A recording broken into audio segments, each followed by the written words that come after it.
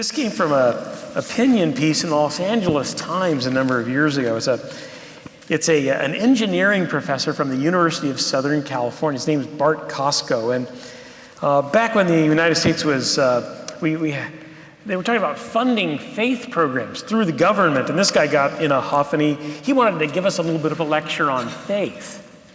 And he says, look, you got to understand something. Faith, and here's his definition, is unwarranted belief.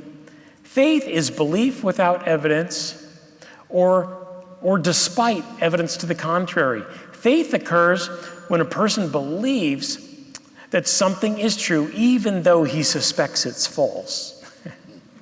It takes large doses of such faith to support the very existence of casinos, psychic hotlines, astrology columns, mall Santas, and most organized religions. Do you see a problem with the way we use the word faith in the church?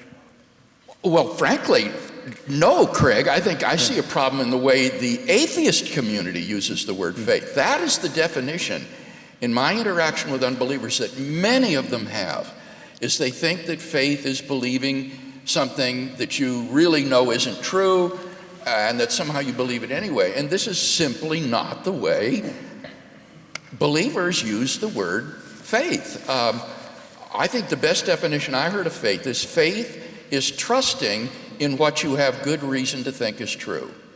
That's what I would define faith as. Faith is trusting in that which you have good reason to think is true.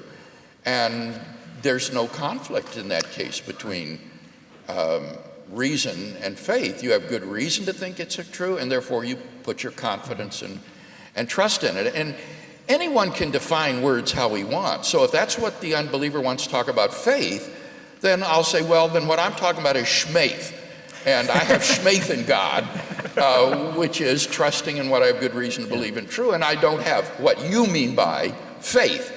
And you just get into a word game in that case. The point is we're not using words with the same meaning. We're not talking the same vocabulary. And so in his sense of faith, I reject that.